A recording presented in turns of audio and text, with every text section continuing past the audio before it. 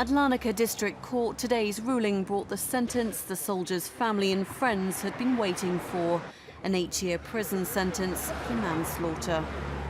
18-year-old Fusilier David Collins from the 2nd Battalion, the Royal Regiment of Fusiliers, died on the 4th of November in Ayia Napa. He was on a night out before going to Afghanistan for routine training and died from a stab wound to the heart. 20-year-old Mohammed Abdulkadir Osman, a Londoner of Somali origin, pleaded guilty to manslaughter last month.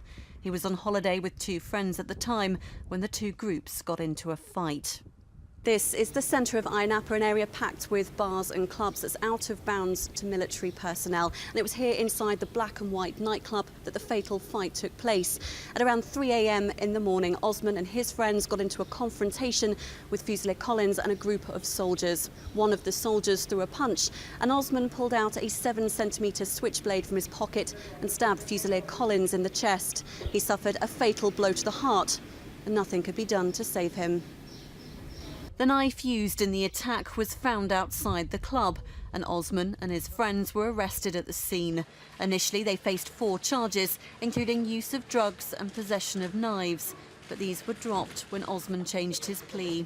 His friends were acquitted and returned to the UK last month. The battalion has been following the trial closely. Its commanding officer is currently in Afghanistan, but they renewed tributes to the Fusilier today. Fusilier David Collins will be remembered by the 2nd Fusiliers as a professional, hard-working and loyal soldier who wore the beret and haka with great pride. He was an extremely robust and fit individual who seemed to take all aspects of soldiering in his stride. He continues to be greatly missed by all his friends and all of those that knew him in the 2nd Fusiliers. The battalion, and indeed the regiment, will look to continue to provide support to his mother Lisa and family wherever possible.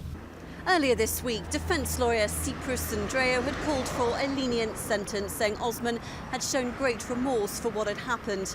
Today, the judge accepted that he had been provoked, but said taking another person's life is the highest crime.